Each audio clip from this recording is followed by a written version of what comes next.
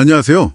오늘은 저희가 삶과 일, 또 우리가 겪는 여러 어려움들을 업이라는 좀 특별한 관점으로 같이 살펴보려고 합니다. 아, 네. 그 업이라는 거요? 네. 이게 뭐 책이나 학교에서 배운다기보다는 좀 깊은 자기 성찰이나 뭐랄까 영적인 깨달음, 이런 걸 통해서 세상을 배우신 분들, 우리가 흔히 도인이라고 부르는 분들의 지혜에서 나온 이야기더라고요. 여러분이 보내주신 자료가요? 맞습니다. 이 자료들이 바로 그런 분들의 말씀을 토대로 그 업이라는 게 정확히 뭐고 이게 우리 일상, 그러니까 뭐 직업이라든지 사업, 인간관계에 구체적으로 어떻게 작용하는지를 잘 설명해주고 있어요. 그렇죠.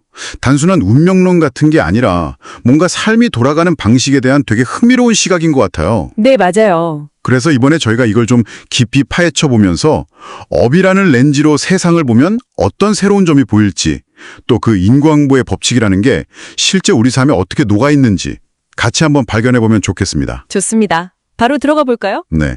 그럼 우선 그 업이라는 게 정확히 뭔지 인과의 법칙부터 좀 짚어주시죠. 핵심은 결국 인과의 법칙이에요. 세상 모든 일에는 원인이 있으면 반드시 결과가 따른다는 거죠. 뭐 아주 쉬운 예로 콩 심은 데 콩 나고 파 심은 데 팥 난다. 딱 이 말 그대로입니다. 아, 정말 기본적인 원리네요. 네.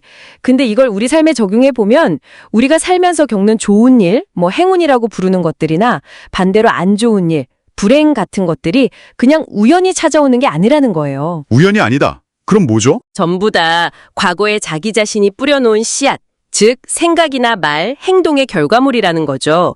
이걸 통틀어서 업이라고 부르는 겁니다. 아, 그러니까 좋은 일이든 나쁜 일이든 결국엔 내가 과거에 했던 것들의 결과다. 이런 말씀이시군요. 이게 그냥 운이 좋고 나쁨의 문제가 아니라는 해석이 상당히 새롭네요. 네, 그렇죠. 그리고 그 과거의 씨앗이 지금 나에게 어떤 어려움이나 장애물로 작용할 때 그걸 업장이라고 하고요. 업장, 장애물. 네. 그리고 그 씨앗의 결과, 즉 열매가 현재 나에게 되돌아오는 현상 자체를 업보라고 부르는 거죠. 아, 업보. 우리가 흔히 쓰는 말이네요. 맞아요. 더 나아가서 우리가 태어날 때부터 가지고 나오는 것들 있잖아요. 뭐 육신이라든지 부모님, 가정 환경 같은 거요. 네네. 이런 것들조차도 사실은 전생에서 내가 지은 업의 결과물이자 동시에 이번 생을 살아가는 데 필요한 도구, 즉 업력이라고 본다는 점이 굉장히 독특해요. 와, 타고난 환경까지도요. 그럼 뭐 불평할 게 아니라는 건가요? 그렇죠. 주어진 조건에 대해 불평하기보다는 아, 이게 내가 이번 생에서 활용해야 할 도구구나 하고 받아들이라는 메시지가 있는 거죠. 그렇군요.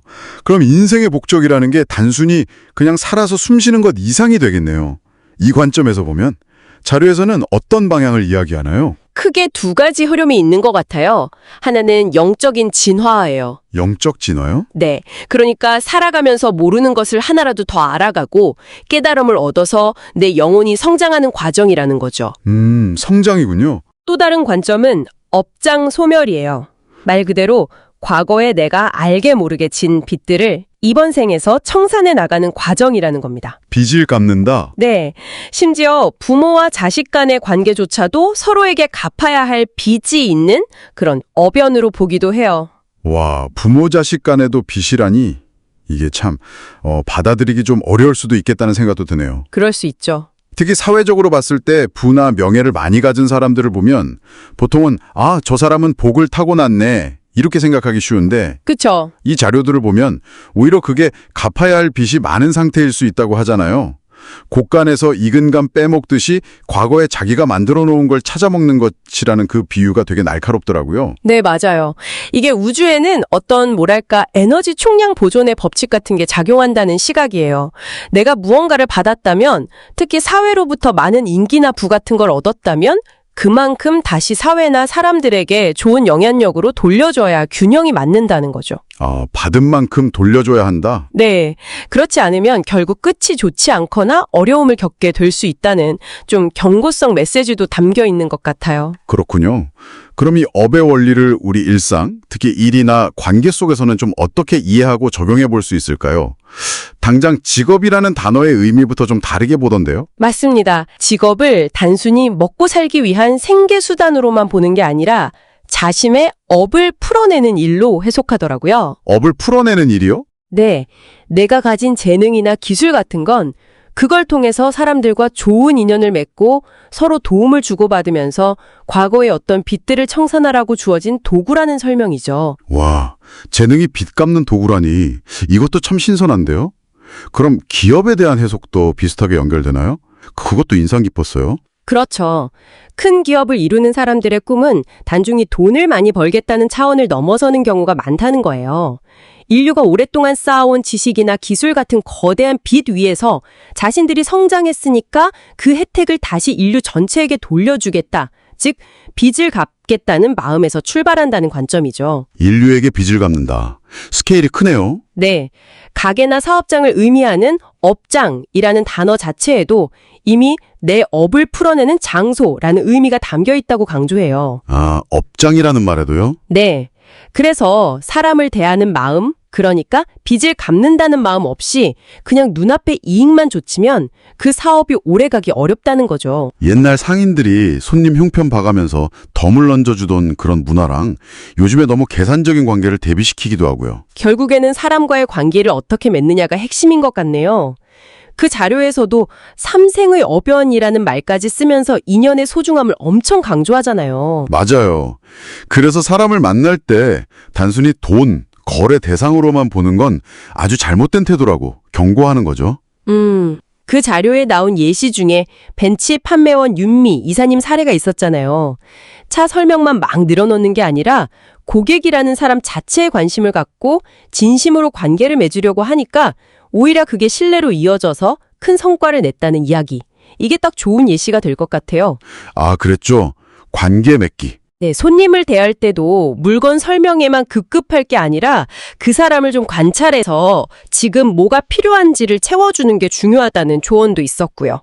뭐 급해 보이는 손님한테는 핵심만 빨리 전달해주고 좀 여유로워 보이는 손님과는 다른 이야기를 나눌 수도 있고 혹시 배고파 보이면 뭐라도 챙겨주고 이런 식으로요. 상대방에게 필요한 정보만 딱 주는 것도 중요하겠네요. 그렇죠. 너무 과하게 설명하기보다 딱 필요한 만큼만. 쭉 들어보니까 어쩌면 우리가 살면서 겪는 많은 어려움이나 사람들 사이의 갈등 같은 게 이런 어떤 삶의 근본 원리, 우주의 법칙 같은 걸 잘 모르고 또 관계의 소중함이나 빚 갚는 마음보다는 당장 눈앞의 이익에만 너무 집중해서 그런 걸 아닐까? 뭐 그런 생각도 드네요. 네, 충분히 그렇게 볼 수 있을 것 같습니다. 오늘 저희가 살펴본 이 업이라는 관점은 이걸 뭐 운명론이나 숙명론으로 받아들이기보다는 삶을 대하는 우리 자신의 태도나 선택이 얼마나 중요한지를 다시 한번 생각하게 해주는 그런 지혜에 더 가까운 것 같아요. 맞아요. 태도와 선택의 문제.